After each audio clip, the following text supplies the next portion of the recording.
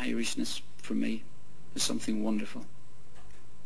I joked when I was doing a bit of punditry in the summertime that I would really in another life like to have been Italian, because most Italians are handsome and debonair and really good looking and could get all the women in the world, you know. Well, actually I don't want to be Italian. I'm delighted to be Irish. I couldn't be more pleased. I was delighted to be born into an Irish family, and that's when I shall go out, and that's what I've told my two daughters, and I shall hope that they shall take it on. By the way, my two daughters have both been born in Northern Ireland, and both have spent 1 week of their lives in Ireland. And I asked my daughter last night, she is 26 years of age, did she consider herself English or Irish? And she said, Dad, don't even ask me that question, you know. So I still don't know the answer.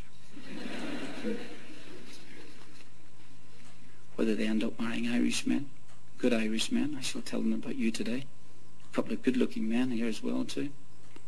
Are you 24 or 25?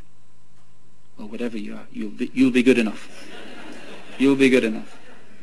You'll be brilliant, honestly. Thank you very much indeed. I really appreciate it. Thank you. Thanks.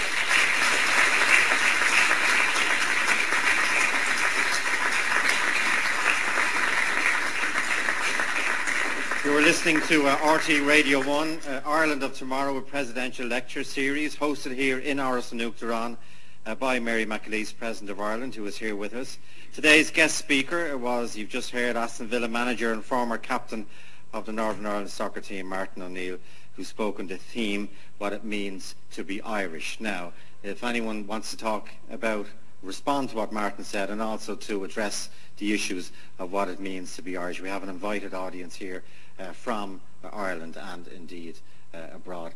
Martin, can I just ask you a question? You said in the 70s, this whole issue, this turmoil that was happening here in your home place on this island, led to jibes in the Nottingham Forest dressing room about that's your lot when there was bombs going off, and collusion. So that was the image of Ireland in the UK, so to speak, at that time. What is the image of Ireland today from across the water?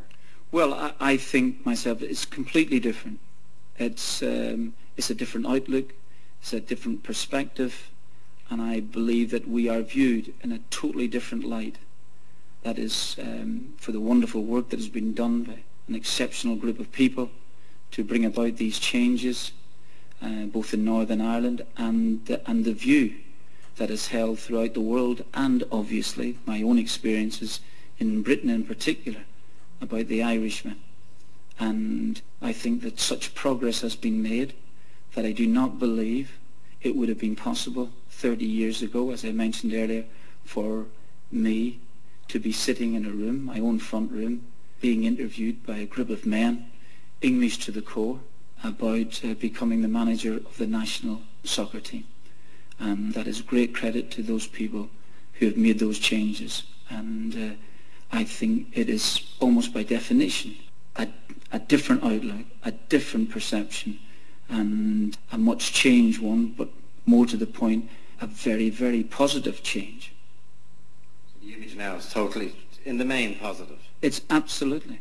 I think that because obviously the world being more global with, for instance, cities like London becoming more cosmopolitan, I don't believe for 1 minute that being Irish is a hindrance in the way that it may well have been in the 70s. Okay, you're listening to Ireland of Tomorrow, a presidential lecture series hosted here in Áras and Uachtaráin by Mary McAleese, President of Ireland. Today's guest speaker is Aston Villa manager and former captain of the Northern Ireland soccer team, Martin O'Neill, who's addressing the theme, what it means to be Irish. Go ahead, Sean. Hi, how are you? Martin. Sean Campbell, Dublin Institute of Technology. It's a great honour to hear you speak. It's people like you and President McAleese that make the Irish people more proud when they see what yourselves are doing. Like, I mean, it's fantastic.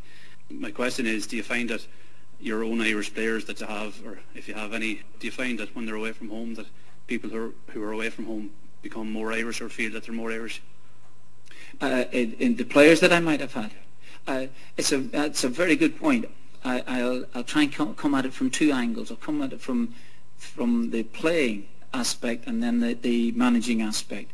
When I was playing with some Irish players, some from the north and some from the south, I actually felt that being an Ulster Irishman was a different feeling to being a Southern Irishman. You know, I haven't sat round a table with Roy Keane, for instance, but I'm quite sure his view of Irishness would be different to my own. He would have had a different set of experiences to the one that I would have been used to in the north. I sometimes, and please, hopefully I've changed my mind, I sometimes felt that the southern view of the north was very cold and distant, and something that the Southerners didn't really want to be part of, or didn't want to belong. That was a problem up there, and if you can solve it yourselves, get on with it. Managing players, managing Irish players, I've never found it too difficult. I've managed them from both sets of the community, and you know, I hope that I have a genuine empathy with what they believe in and what they feel. And I would hope that whatever decision that I ever made about leaving a player out or playing him was due basically on football reasons and nothing else. It couldn't be. I couldn't do that, and I wouldn't want to. But in terms of the players being away, I think that in the early days of some of those younger players, I thought they'd get very lonely. I thought that they missed home greatly. In fact, one or two went back to Ireland from my days at Nottingham Forest and ended up playing local football. They were certainly talented enough to make the grade in England, but they missed home so much, and I felt that there was nothing wrong with that either. Martin, thanks very much for speaking to us this afternoon. It's most inspirational. I just wanted to pick up, Martin, on that theme of coming from the north, and it's wonderful to hear how you describe that you do feel different, because coming from Northern Ireland and describing myself as Irish, I always felt slightly different to somebody perhaps who'd been brought up in the Republic. Yeah. But what you're saying is, and I think it's the most positive thing, is that it's good to be different coming from the north and yet share that identity of Irish. And I think it's wonderful. I really just wanted to ask you, how do you think that the future of the island, as it were, will evolve, in a sense of, will the Irish people in the north just stay in the north and that will be how they interact in peace with their neighbours? Or do you think that northern people still have a role to play in the Republic as well? I always feel that Northern Irishmen have a part to play. I do genuinely feel that.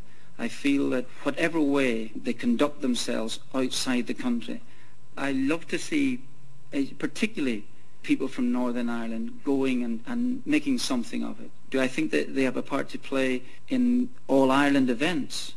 I would hope so. I would hope so. You know, was that not what Wolfe Tone set out in the first place today?